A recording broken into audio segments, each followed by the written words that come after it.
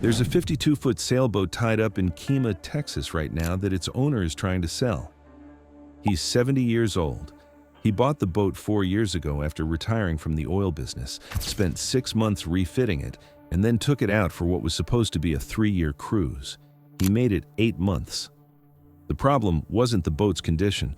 The problem was his knees couldn't handle the steep companionway anymore. His shoulders couldn't manage the winches, and the cockpit layout meant he was constantly bracing himself just to stay seated in any kind of chop.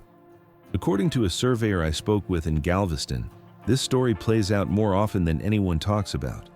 Men over 60 buy boats based on sailing performance or looks, and then discover 6 months later that the boat fights them every single day. So what actually makes a sailboat work for someone over 60? Let's look at 10 large sailboats that get it right. Let's start with a boat that's become known for comfort-focused cruising. The Island Packet 380 was built with a full keel and a cutter rig that can be controlled entirely from the cockpit. The deck is wide and flat with raised bulwarks that run the length of the boat, which means you're never close to an edge when you're moving forward. The cockpit has molded seatbacks built into the coaming, and the helm position lets you steer while seated with full back support. Owners consistently report that every line needed to control the sails leads back to the cockpit, which matters when you're sailing alone or when your crew is also over 60. The companionway has 4 steps instead of the typical steep ladder, and each step has a wide tread with solid handholds on both sides. The boat tracks well under autopilot without constant correction. The interior has a single-level sole throughout, with no unexpected steps between the saloon and the forward cabin. That matters at night or in rough conditions when you're moving through the boat. The galley is positioned where you can brace comfortably while cooking underway, and the nav station has a proper seat with back support. If you're looking for European build quality with similar attention to ergonomics, the Hallberg-Rassy 40 delivers that in ways that matter for older sailors. Swedish engineering shows up in the details on this boat. The side decks are nearly 3 feet wide, and every piece of deck hardware is positioned within comfortable reach without requiring you to lean out or stretch. The cockpit has a fold-down table that doesn't interfere with movement, and the helm is raised just enough to give excellent visibility without requiring you to stand. The interior layout puts the galley and navigation station within a few steps of the companionway, which reduces the need to move back and forth through the boat constantly. The boat has an inboard rudder that's protected by the keel, and the sail plan uses a furling headsail with a conventional mainsail that has lazy jacks and a stack pack system.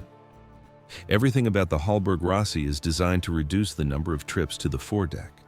The construction quality is exceptional, with through-bolted hardware and solid fiberglass below the waterline. The companionway has wide steps with proper handholds on both sides, and the angle is less steep than most boats this size. The head is accessible from the main saloon without going through a stateroom, which matters for nighttime bathroom needs. Moving to an American design that shares some of these same priorities, the Tartan 395 was designed in the early 2000s with a focus on performance cruising that could be handled by 2 people. The cockpit is unusually deep and well protected with bench seating that has proper lumbar support molded into the coaming. Every working line leads to the cockpit, and the winches are positioned so you can operate them while seated. The deck layout eliminates trip hazards with recessed hardware and flush hatches throughout. The interior has a single-level floor plan with wide passageways and handholds positioned exactly where you need them. The head is accessible from the main saloon without going through a stateroom. The Tartan balances well under a wide range of conditions and doesn't require constant helm attention. The boom height is positioned so you're never ducking when moving through the cockpit. The sail plan includes a furling headsail and a mainsail with slab reefing that can be handled from the cockpit. The galley has proper bracing options for the cook, and the nav station is positioned where you can monitor instruments without leaving the main saloon area. For sailors ready to step up to something larger without sacrificing manageability, the Hylas 46 represents a thoughtful approach to cockpit and deck design. This boat has an aft cockpit layout with exceptional protection from spray and weather. The helm and all sail controls are concentrated in one area, eliminating the need to move around the cockpit while sailing. The deck is uncluttered with recessed hardware that reduces trip hazards, and the side decks have high tow rails that provide good footing. The boom is positioned high enough that even tall sailors don't need to duck constantly. The interior is finished with solid teak joinery and practical surfaces that don't require constant maintenance. The companionway has a near vertical ladder with solid handholds, which is easier on knees than a steep angle. The Hylas has a moderate displacement hull that's stable without being ponderous, and it tracks exceptionally well under autopilot. The galley is positioned so the cook can brace comfortably while underway, and the nav station has a proper seat with back support. The head compartment is spacious enough to move around comfortably, which matters as flexibility decreases with age. The boat has a skeg-hung rudder that's protected and a sail plan that's manageable without going forward during sail changes.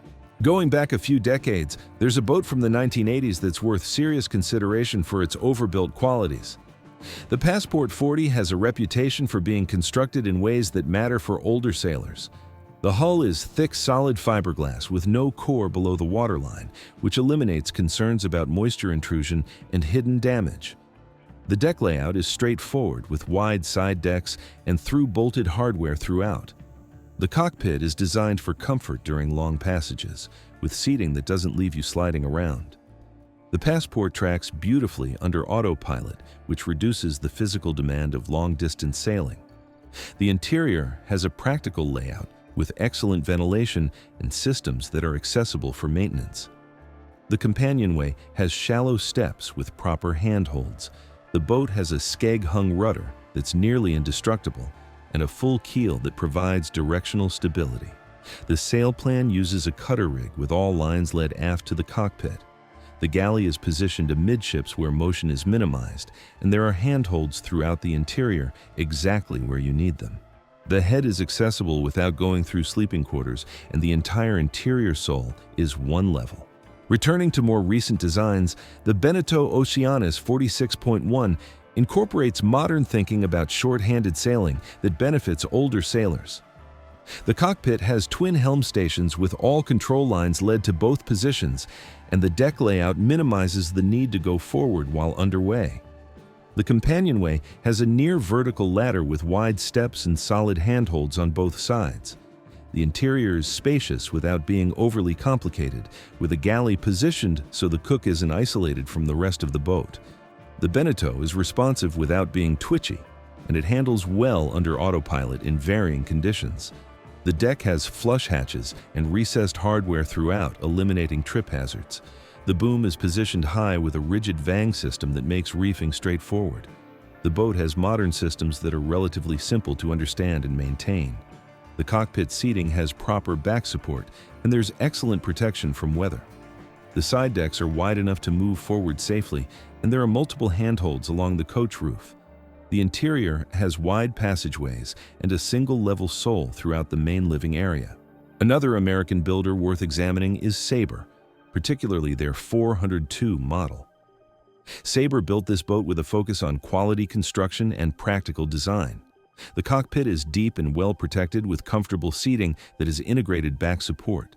The deck hardware is designed to reduce line loads, and the furling systems are reliable and straightforward. The interior has a galley positioned centrally so the cook can interact with others while working, and the head is accessible without going through a sleeping cabin. The Sabre's construction is solid throughout, with attention to details like proper ventilation, accessible systems, and through-bolted hardware. The companionway has 4 wide steps with handholds positioned for easy access. The sail plan is manageable, with all control lines led to the cockpit. The boat has a skeg-hung rudder and a moderate fin keel that provides good stability without sacrificing maneuverability. The deck is laid out logically with minimal clutter. The boom height allows you to move through the cockpit without ducking, and the winches are positioned where you can operate them while seated. The interior has handholds throughout and a layout that minimizes the need to move back and forth constantly. Crossing back to European designs, the British-built Moody 44 takes a different approach with its center cockpit layout. This builder focused on creating sailboats capable of serious offshore work without requiring large crews. The center cockpit provides exceptional protection from weather and excellent comfort for long passages. The deck is clear and easy to navigate with wide side decks and strategically placed handholds. The sail plan is manageable from the cockpit, and the boat is designed to be sailed efficiently by 2 people. The interior has a practical layout with generous storage and systems that are easy to access for routine maintenance. The aft cabin is accessed through the cockpit, which some sailors prefer for privacy. The Moody is stable and forgiving in varying conditions, which reduces the physical strain of extended passages. The companionway from the main saloon has proper steps with handholds, and the galley is positioned amidships where motion is minimized. The nav station is located where you can monitor conditions without leaving the protected interior. The boat tracks well under autopilot, and all sail controls are led to the cockpit area. The construction is solid with through-bolted hardware and quality materials throughout. Staying with Scandinavian builders, the Najad 440 represents another Swedish take on comfortable cruising for experienced sailors. This design combines solid construction with ergonomic details throughout. The cockpit has excellent layout with seating and helm positioning designed to reduce fatigue during long days at sea. The deck keeps all sail controls within easy reach, and the hardware is robust without being oversized or difficult to operate. The interior balances comfort with practicality, using quality materials that age well. The Najad handles predictably in a variety of conditions and tracks well under autopilot without constant correction. The companionway has wide steps with proper handholds on both sides. The galley is positioned where the cook can brace comfortably, and the nav station has a proper seat. The boat has a skeg-hung rudder and a moderate fin keel that provides good stability. The deck layout includes wide side decks with high tow rails and strategically placed handholds. The boom is positioned high enough to avoid constant ducking, and the sail plan uses furling systems that minimize the need to go forward. The interior has a single-level sole in the main living area with handholds positioned exactly where you need them when the boat is heeling. Finally, at the top end of what makes sense for most sailors over 60, the Oyster 485 represents British luxury combined with serious offshore capability. This boat is built for extended offshore cruising with an emphasis on safety, comfort, and manageable systems. The cockpit is spacious and well protected with seating designed for comfort during multi-day passages. The deck layout is logical with wide side decks, recessed hardware, and multiple handholds. The sail plan can be managed entirely from the cockpit, and the systems are designed for reliability rather than complexity. The interior is finished to a high standard with practical layouts and excellent ventilation throughout. The companionway has proper steps with solid handholds. The galley is positioned amidships with good bracing options.